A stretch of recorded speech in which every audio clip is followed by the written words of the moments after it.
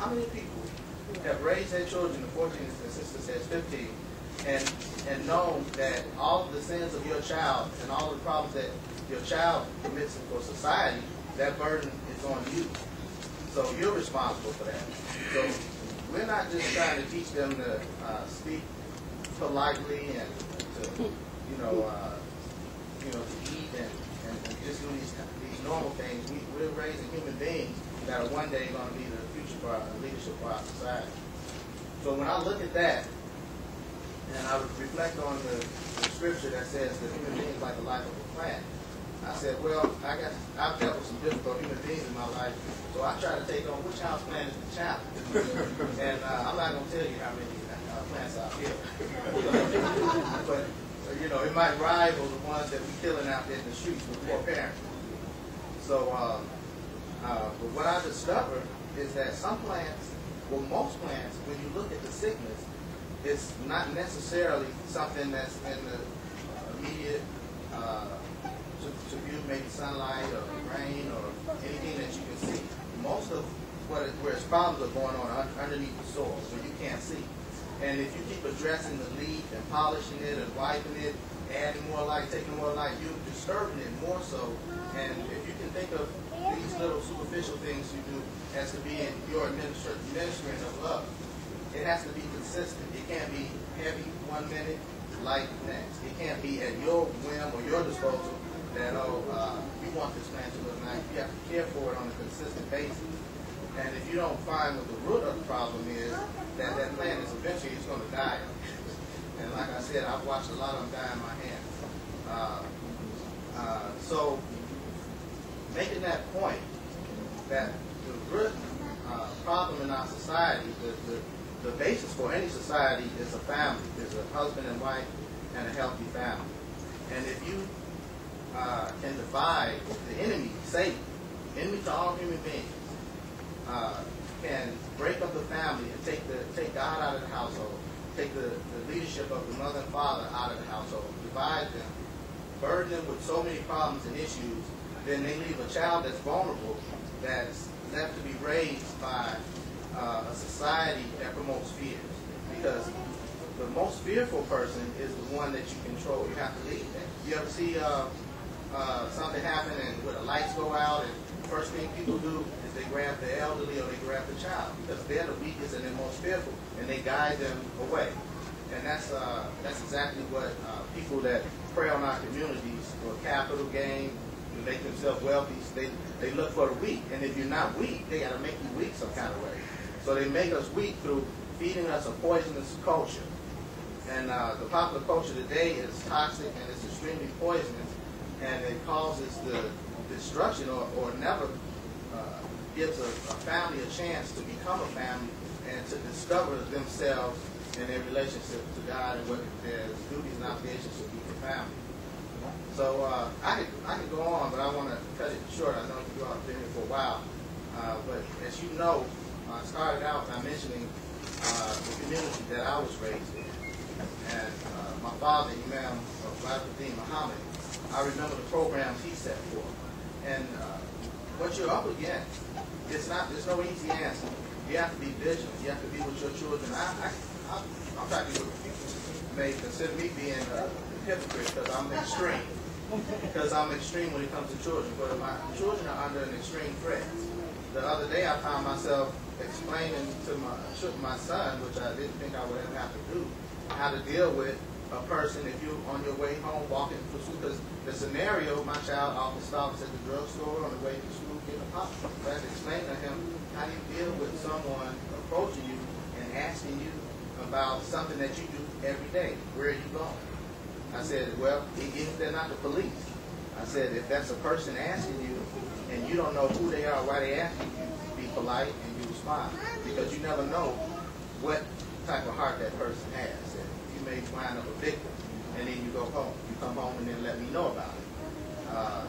So we live in a situation where we can't afford to just trust our children to the environments that they're in. Even we live in a suburb. The suburb I raised my children in was Calumet City.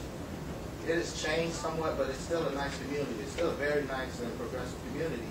And now we're here in a little further south. I follow my sister out in Madison. And it's a smaller community, quieter community, but it's steady growing. We've been here for about 4 years, and the population to me appears to almost double. So pretty soon, this town, before we're going to move out further, this town's going to get bigger. So you can't do that. You have to face the situation head on. But I'm a little bit on the fence when it comes to people that say, hey, don't leave the community. If you're raising babies, you do what you have to do to protect your babies until you're strong.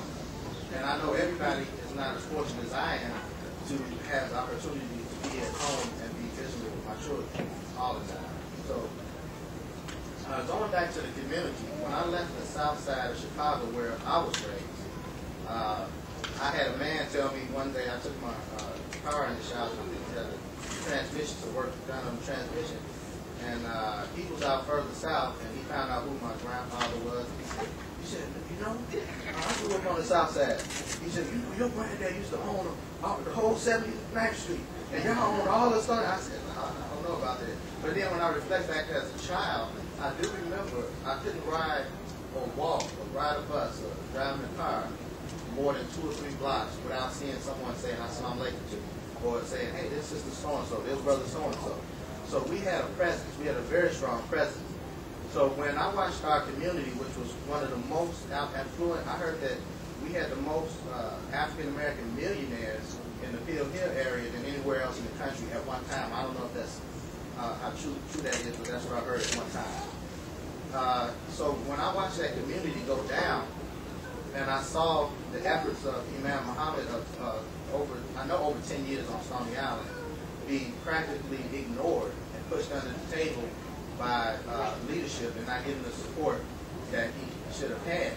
That when I was a witness, that I saw where, and I heard people from the community tell us where we had cleaned up the entire street of Stony Island, that you could drive up Stony Island and pick up prostitutes and buy drugs any time of day that you wanted to before some of the community leaders from our community went on to start a death patrol. So in the community, it's a very wise and smart thing, but it's something that you have to dedicate to. And there are some great role models. We're still here. We weren't shut down. We don't have a presence like we did on the south side of Chicago, but we're a community that's continuously growing, and there is strength in community. There's great strength in community.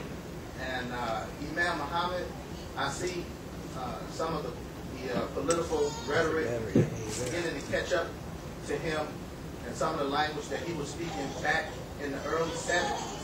So I have faith that what he's taught us in the 90s and maybe the next 10 or 20 years may catch up, and we'll see some of his advice being taken.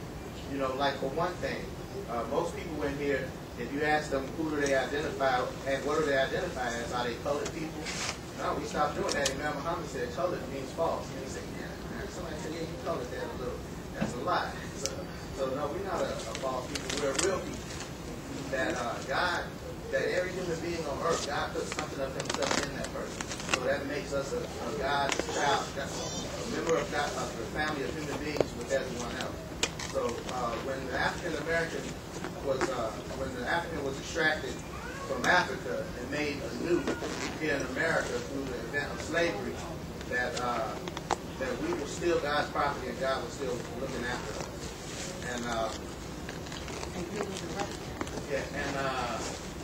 And so Imam Muhammad, he has put forth efforts and solid efforts that worked and have been tried and tested. So when I left the south side of Chicago, I remember as a youth, the kindness and the respect that the police had for us. And the community, we were treated welcome with family. But once the gangs and the drugs had escalated, you saw a different face on the police because they're working, but they're family also, so they have fear. Anytime you have a period of unrest or peace, or where there's no peace or violence, even during a time of war, there's a